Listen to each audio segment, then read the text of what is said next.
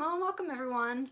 Thank you for tuning into my channel, home of Crystal ETV and everything to help you on your entrepreneurial journey to freedom. My name is Crystal Edmonds and I'd like you to please like and subscribe if you enjoy this video or enjoy my channel. Today I want to talk about how my Turo car was kidnapped for about 4 or 5 days and the journey that this took and how you can learn from me. So first, this person booked my car. It was something very normal. The first mistake that I made was to not take a picture of his license. I actually did check his license this time, but I didn't take a picture of it. If you want to post that you have a contactless experience right now because of COVID with Turo, make sure you have the person send you a picture of their ID with their face like this so that it is them holding the ID and you can verify that it's them, because that is something that Turo will ask you if you did, and no one else is supposed to be driving the car except for the person who made the reservation, whose license has been checked by Turo. So that is a CYA point there, number one.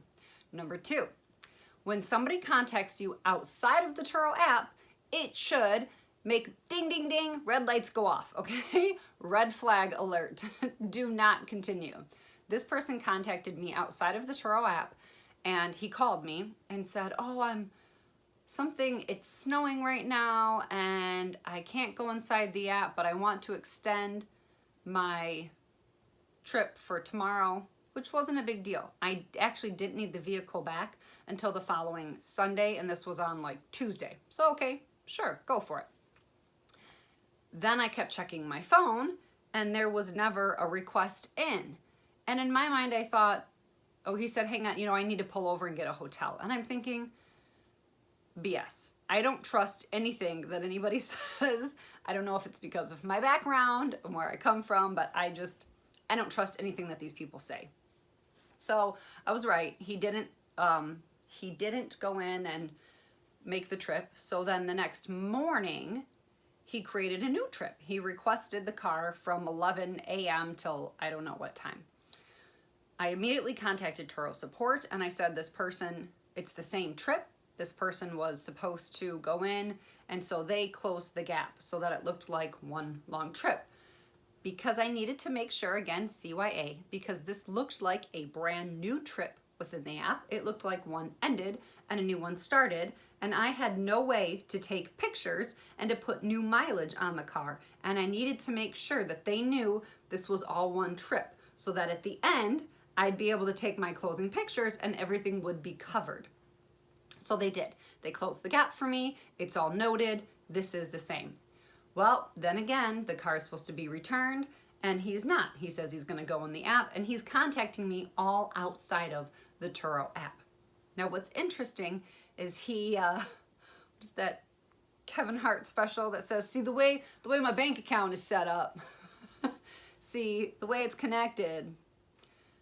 My credit card's got this much money on it, but it's full, so I need to use cash. So my friend owns, what did he say? My friend owns what are those fruit baskets delivery?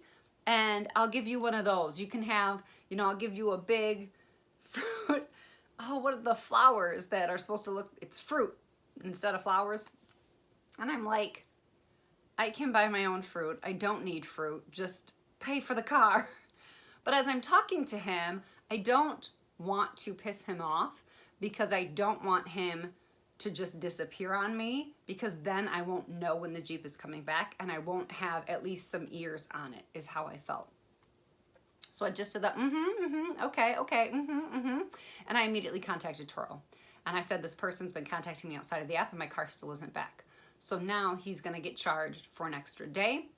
And there is a specific little paragraph that you must copy and paste to the person within Turo chat in order for you to be able to report your car stolen later.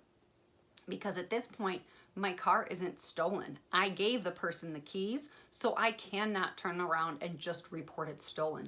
That's not how that works. It's a technicality, right? So to follow Turo guidelines, I needed to copy and paste, which I did, copy and pasted, that they need to return my car immediately. And if they don't, I will be, I don't remember, escalating this issue or something it says. So I did that, and within, I don't know if it was 24 hours, there's a few different things. Within a few hours, they don't answer, then you escalate it even further. So Turo was familiar that my car wasn't back, and this guy kept calling me each day. Oh, I'll give you cash. What's your cash app? I'll send you something. I'm like, okay, sure. Even though I knew he wasn't gonna send me a penny.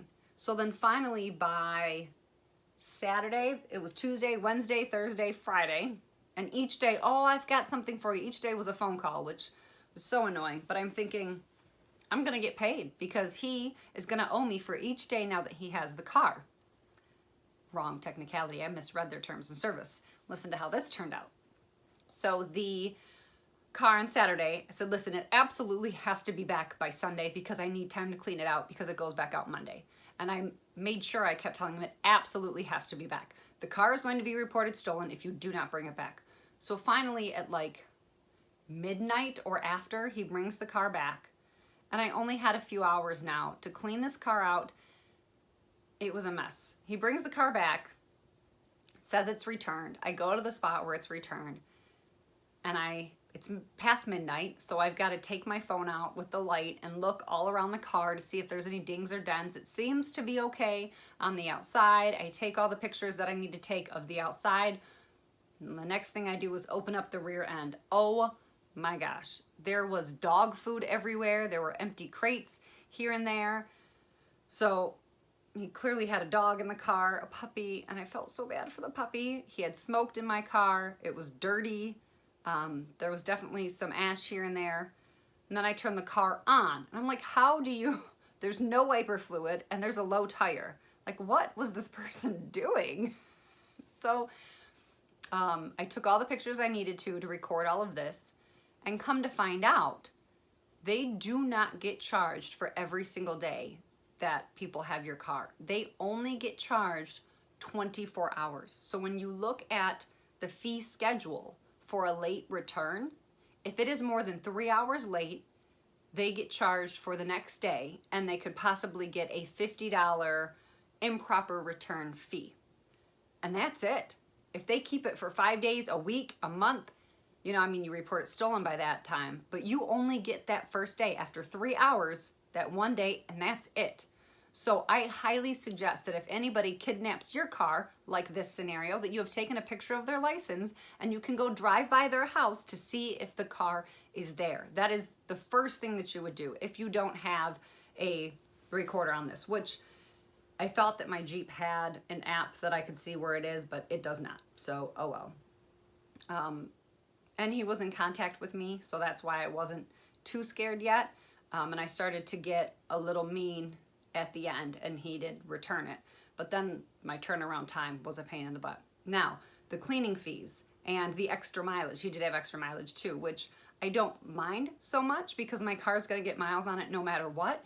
And when someone on a trip goes over their miles, it's way more expensive than if a new trip spent that much miles. So I don't mind because it's a bigger payday for me in the end when that person goes over, and there was a smoking fee and a cleaning fee. So I ended up getting reimbursed for all that. And that is what happened with my Jeep. Thankfully, there was no real damage.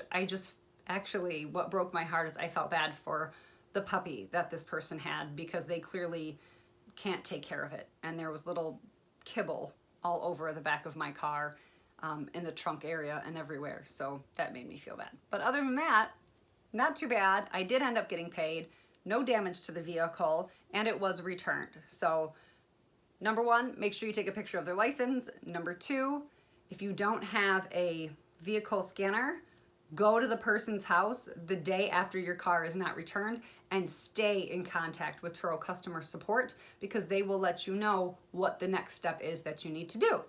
If you liked or learned anything from this video, please like and subscribe or share it with somebody who you know that would. And remember, if no one's told you that they love you today, I do.